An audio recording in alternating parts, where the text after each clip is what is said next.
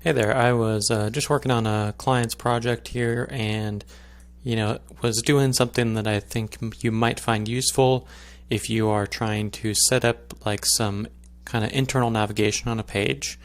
I'll show you exactly what I mean here. So in this case, we've got a page where we're showing all of the possibilities of places they can go in Alaska while they're in Alaska renting this camper van. And I wanted to be able to make it so that people could quickly jump to a category that they're interested in. And so, to be able to do this isn't something that you can do real natively in Squarespace. You have to do a little bit of custom code, but I'm going to show you how to do it super simple. So, in this case, if we want to jump to mountains, then it'll just bring you right down here. You've got mountain adventures right at the top. Got a little blurb here about it. And then we've got the images and the text here to show exactly what it is, in that adventure mindset that they're doing. So what's happening here? What's happening behind the scenes? I will show you that.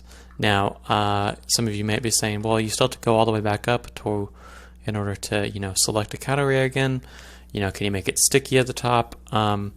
We could do that. The only problem is that it'll dramatically slow down the load time. And we just kind of want to keep things simple. Most people who come to this website are on desktop because they're like planning a trip. And usually when you plan a trip, you pull out the laptop or the computer in order to kind of open everything up and see what's going on. So I'm going to show you exactly how to set this up here, and it's pretty simple when you really get down to it. Let me see if I can open this up here. Perfect. Yeah, I know the break has ended, but I'm kind of on break and not on break. You know what I mean? Okay, so I'm in the editor right now, and when you go to the page content and edit, now I am using Squarespace 7.0 in this for this client. That was what they were already on. You can do this in 7.1. It is possible. It's the same premise, and you'll be able to do the same thing. So when you go to edit the page here, now there are two parts that you have to do in order to make this thing possible, okay? So the first thing is you want to create your navigation. Now for this, I'm just using text, and then each button or item is a word that I create a link out of. Now, what is that link to? Well, I will show you that. Right down here, we've got the code. Now, you'll be thinking, well, that looks like a header or text. But in order to accomplish this, we actually have to create code. And so I'm going to show you in the editor what this actually looks like. So hopefully that's big enough for you. I'll try to blow it up a little bit. So what this looks like is, I'm just going to go ahead and I'm going to copy and paste this into a text editor so that you can see it better, okay? I just freaking got too many things here. Sorry. Too many things open. Okay. Let me make this a little bit bigger.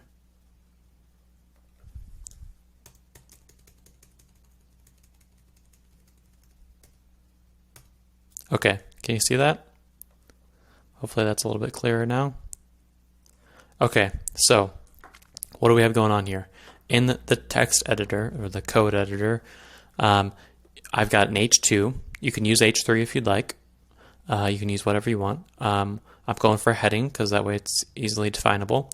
And then what you got to do after that is within the first, see all this right here? If you were to write out a normal H2, typically it looks just something like this. And then this is your heading right here. Okay, so what we're actually doing is we're inserting right here before this closing bracket, they call it. It's technically, this is an opening tag, this is the closing tag, this is like the closing bracket. So before that, right after the H2, you type in ID. This is like a unique identifier. Put in the equal sign and do parentheses. It doesn't matter if you do double or single, but just do double, keep it simple for yourself. And then what you do is you enter in the specific identifier that you want for this specific title or this section. So in this case, I called it air because up at the top of the navigation, I've got it labeled as air as well. Or I guess I have it labeled as airplane, but that works. Airplane. I'm trying to keep it kind of short and sweet, something that's easy to remember. But you're only using this once. It's unique.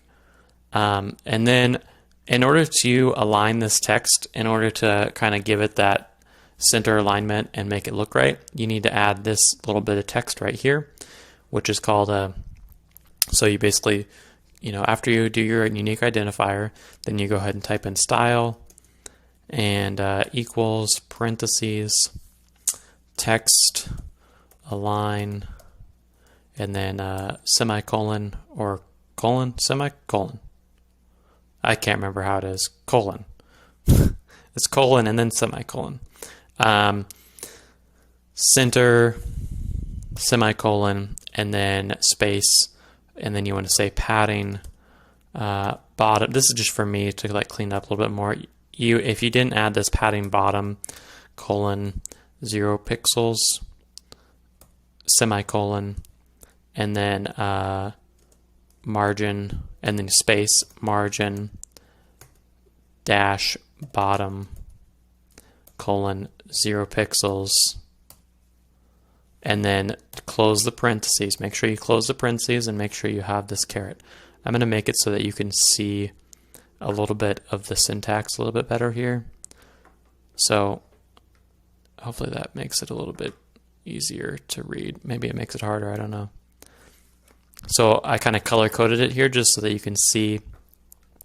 So again, you've got your opening tag, and before you close that opening tag with the closing caret, I think that's what they call it, closing bracket, angled bracket, Pac-Man, you've got your ID, and each section needs to have its own ID.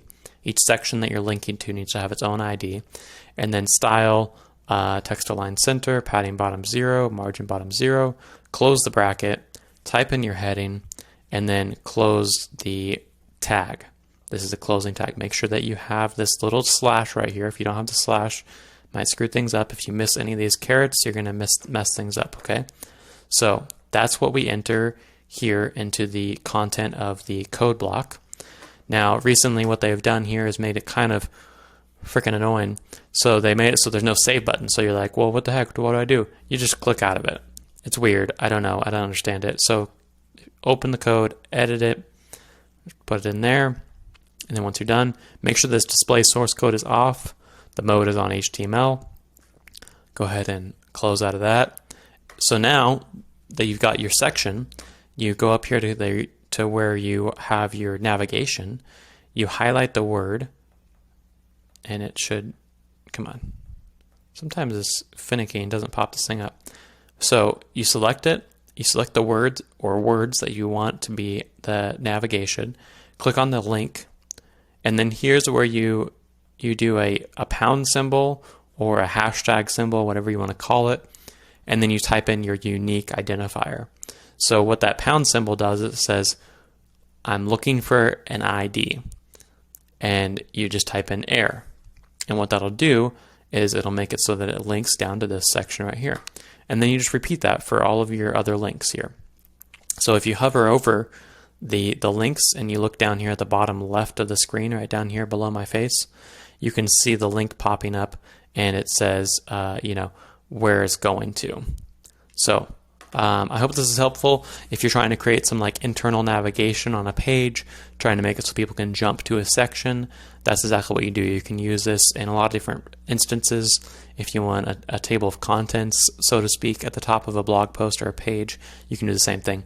Let me know if you have any questions down below. If you enjoyed this video and want to learn more about how to make your website redesign that much better, become a master of your website, providing clarity for your customers and providing conversions for your business so that you can keep growing, then be sure to subscribe and hit the bell notification so that you don't miss out on any new videos, to make sure that your website is always like tip-top shape, staying ahead of the curve. And until next time, peace.